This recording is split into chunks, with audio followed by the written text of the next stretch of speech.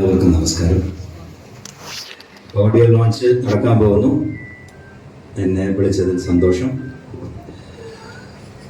ഇപ്പോൾ മധുസാറോടെ പറഞ്ഞു, മധുസാറും ഞാൻ നല്ല സുഹൃത്തുക്കളാണ്, കുറച്ച് കാലമായിട്ടുള്ള സൗഹൃദമാണ്.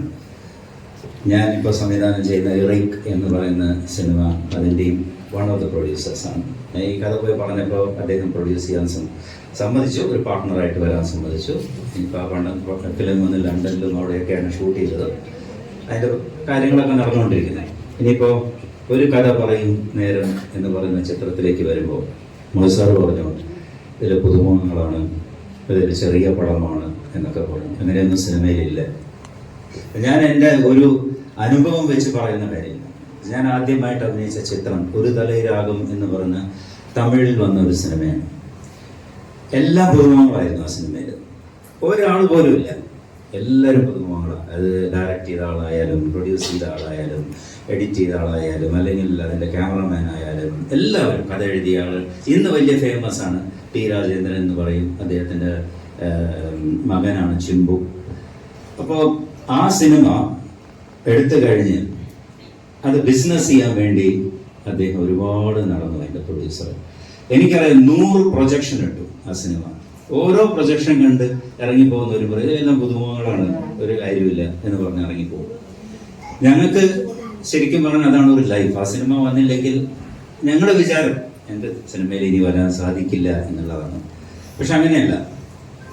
100 പ്രൊജക്ഷൻ ഇട്ടതിന് ശേഷം ഒരു ദിവസം അയാളത് മാറ്റി വെച്ചിട്ട് പറഞ്ഞു, ഇനി ഞാൻ പ്രൊജക്ഷൻ ഇടുന്നില്ല, ഞാൻ നാട്ടിലേക്ക് പോവാണ്. ഞാൻ വിചാരിച്ചു തീർന്നു.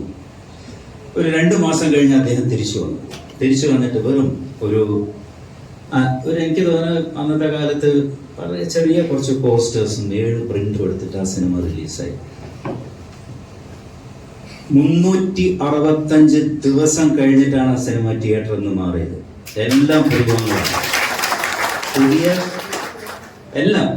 അന്ന് ആ സിനിമ വന്നു. ആ സിനിമയുടെ സക്സസ് കാരണം ഞാൻ ഇന്നിവിടെ നിൽക്കുന്നു. അതേപോലെ തന്നെയായിരുന്നു മഞ്ഞിൽ തന്നെ പൂക്കൾ. അതിൻ്റെ പ്രൊഡക്ഷൻ വലിയൊരു പ്രൊഡക്ഷനായിരുന്നു, നവോദയ പ്രൊഡക്ഷൻ. പിന്നെ 1-2 പേര് കേട്ട ആൾക്കാർ, എൻ്റെ ക്യാമറാമാൻ അശോക് കുമാർ ഇന്ന് നമ്മുടെ കൂടെ ഇല്ല. അതുപോലെ തന്നെ എൻ്റെ എഡിറ്റർ, അവരൊക്കെ കുറച്ച് റിനൗണ്ട് ആൾക്കാരായിരുന്നു. ബാക്കി എല്ലാവരും പുതുമുഖങ്ങളായിരുന്നു. ആ സിനിമയിൽ നിന്നാണ് മോഹൻലാൽ, പൂർണിമ ജയറാം വന്നത്.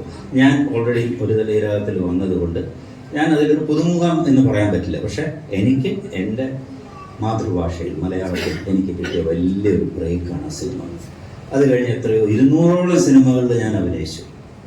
അത് എൻ്റെ ഒരു ഭാഗ്യമാണ്. ഇപ്പോൾ ഒരു കഥ പറയുമ്പോൾ എന്ന് പറയുന്ന സിനിമയിലേക്ക് ഒരു സിനിമ ഞാൻ കണ്ടു. അത് സാറിനെ വിളിച്ചുകൊണ്ട് പോയി ആ സിനിമ കാണിച്ചിരുന്നു. ഇതിലെടുത്ത് പറയേണ്ട കുറച്ച് കാര്യങ്ങളുണ്ട്. ഒന്ന്, ഇതിൽ അഭിനയിച്ചവർ റോഷ്നി ആണെങ്കിലും റെയ്സ് ആണെങ്കിലും വളരെ ബ്യൂട്ടിഫുള്ളായിട്ട് സിനിമയിൽ അഭിനയിച്ചിട്ടുണ്ട്.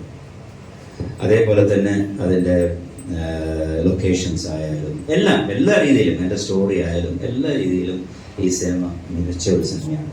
എൻ്റെ വിശ്വാസം ഈ സിനിമ വിജയിക്കും എന്നാണ്. വിജയിക്കണം.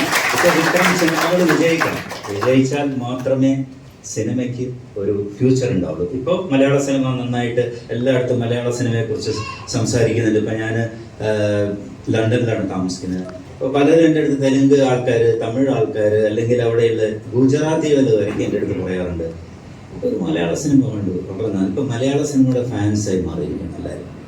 അത് നല്ല കഥ, നല്ല കാര്യങ്ങളൊക്കെ ചെയ്യുമ്പോൾ തീർച്ചയായിട്ടും സിനിമ വിജയിക്കും. ഇപ്പോൾ പത്മകുമാർ ഇവിടെ ഇരിക്കുന്നുണ്ട്. അദ്ദേഹം വലിയ സിനിമയും ചെയ്തിട്ടുണ്ട്, ചെറിയ സിനിമയും ചെയ്തിട്ടുണ്ട്. ചെറിയ സിനിമയും വിജയിച്ചിട്ടുണ്ട്, വലിയ സിനിമയും വിജയിച്ചിട്ടുണ്ട്. അപ്പോൾ തീർച്ചയായിട്ടും ഈ സിനിമ വിജയിക്കും. നമുക്ക് എല്ലാവർക്കും പ്രാർത്ഥിക്കാം. ബിക്കോസ് ഈ സിനിമ വിജയിച്ചാൽ ഇതിലൂടെ വരാൻ പോകുന്ന കുറേ ആർട്ടിസ്റ്റുകളോ അല്ലെങ്കിൽ അതിൻ്റെ ടെക്നീഷ്യൻസ് ആണെങ്കിലും അവർക്ക് അത് ഒരു വലിയ ഒരു ഫ്യൂച്ചർ ഉണ്ടാക്കും. അപ്പോൾ ആ ഫ്യൂച്ചർ ഉണ്ടാവണം, സിനിമയ്ക്ക് അങ്ങനെ സംഭവിക്കണം. പിന്നെ റെയ്സ് സിദ്ദീഖിൻ്റെ വർക്ക്, അദ്ദേഹം ഇത് സിനിമയിൽ അഭിനയിച്ചിട്ടുമുണ്ട്, ഡയറക്റ്റ് ചെയ്തിട്ടുണ്ട്. അതൊക്കെ വലിയൊരു കാര്യമാണ്. ഇങ്ങനെ ഒരു സിനിമ എടുത്ത് പുറത്തു വരുന്നു എന്ന് പറയുമ്പോൾ വലിയ സന്തോഷം തരുന്ന കാര്യങ്ങൾ. ഒരിക്കൽ കൂടി എല്ലാവിധ ഐശ്വര്യങ്ങളും ഉണ്ടാവട്ടെ. Thank you.